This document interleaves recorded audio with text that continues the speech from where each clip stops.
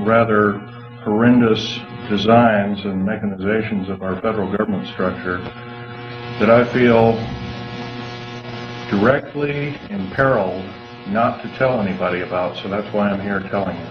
In doing so, I am breaking my security oaths. I am also guilty of breaking major federal law. How long I'll be able to do this, anybody's guess. However, I would like to mention this talk is going to be broken up into 4 main topics.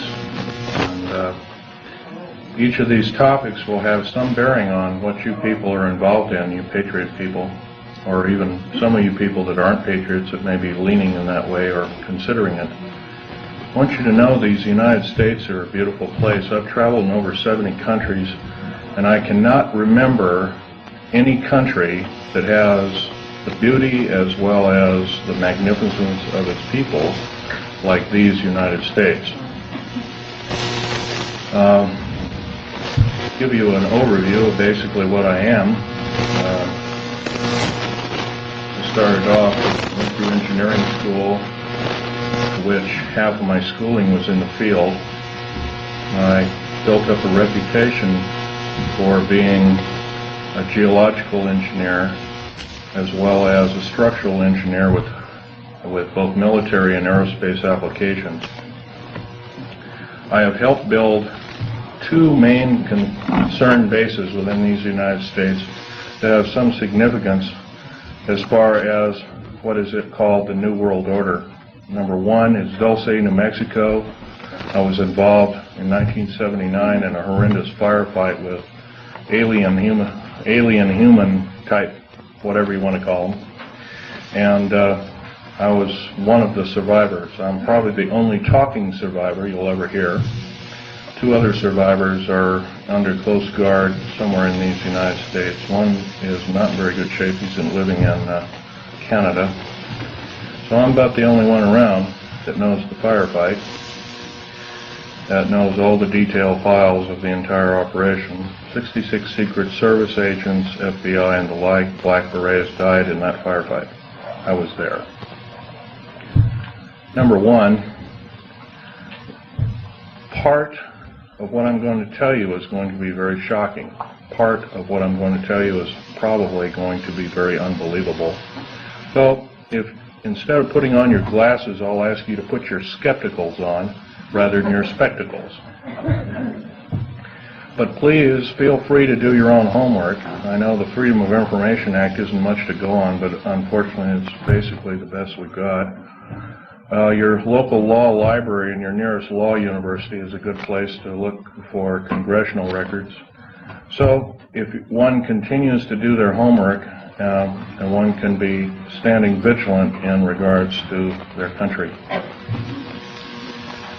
I love the country that I'm living in more than I love my life. I would not be standing before you right now risking my life by telling you these things if I didn't believe it so. The first part of this talk is going to concern deep underground military bases and the black budget. Let me first start by emphasizing the black budget. The black budget is a secretive group, basically a secret budget. It garners 1/4 of the gross national product, the entire gross national product of these United States. At present, the gross national product is around $5 trillion, so 1/4 of that's about $1.25 trillion per year.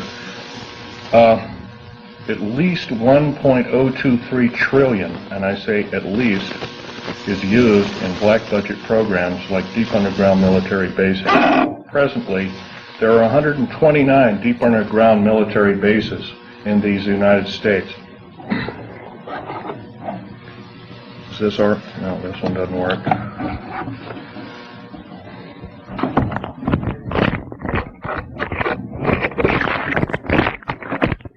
Hello? This one's too tall.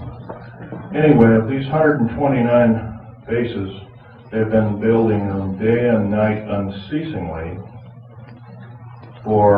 since the early 40s. Some of them were built even earlier than that. These bases comprise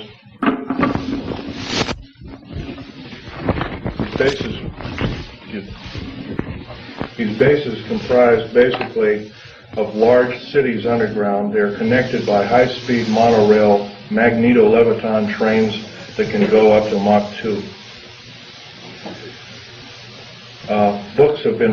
Several books recently have been written about this activity, all of which is verifiable through bibliography. I think Al Bielek unfortunately, Al Bielek has my only copy is Al Bielek here, by the way? Al Bielek? Yes, please do. Richard Sauder's book, he's a PhD architect, and he alone also is risking his life by talking about this. He worked with a number of government agencies on deep underground military bases. Okay, there are 129 of these in these United States. In and around where you live, in Idaho, there are 11 of them. It's a very large number. The average depth of each base is roughly a mile deep. They are basic whole cities hollowed out underground. They are somewhere between 2 and 2/3 cubic miles and 4 1/4 cubic miles hollowed out underground. You might ask how this is done. Well, right now they have laser drilling machines that can drill a tunnel 7 miles in one day. Obviously, we the public have been misinformed and not told about this. So unfortunately, I don't believe these things. The black projects, as we know them, sidestep Congress, which is illegal. Right now, the New World Order is depending upon these bases, and if I'd known it was the New World Order involved, I wouldn't have had anything to do with them. I was lied to rather extensively. Basically, the technology as we know it for every calendar year that goes by, every 12-month calendar year, the military technology increases about 44.5 years. This is why it's easy to understand that back in 1943 they were able to create through vacuum tube technology, a ship that literally disappeared from one place and reappeared 400 miles later in another place. My father, Otto Oscar Schneider, there's an interesting story about him. He fought on both sides of the war. He was originally a U-boat captain. He was captured. He was captured by the French. He was turned over to the United States Army. He was turned over to the United States Navy.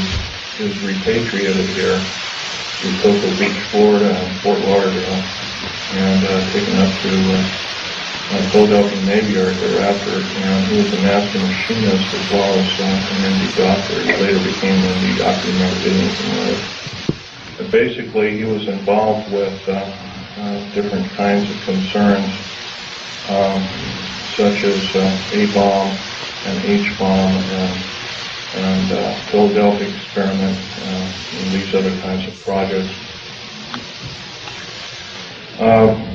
His groundwork, he invented a camera, a high-speed camera that took pictures of the first atomic tests in Bikini Island on 12th of July 1946, to which I have original photographs of, which show unidentified flying objects fleeing the bomb site at a high rate of speed. Bikini Island at the time was infested with things in various depths of its waters. The natives always saw them. The natives had problems with their cattle, or basically pigs is what they raised, and other things.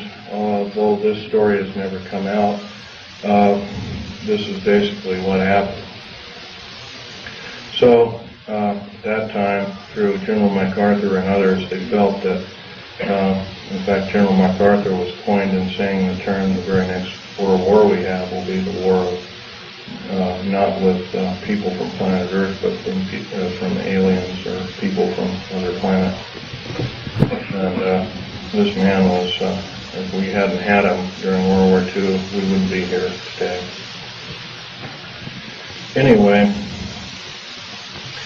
my father laid the groundwork with theoreticians about Philadelphia experiment and other experiments. What does that have to do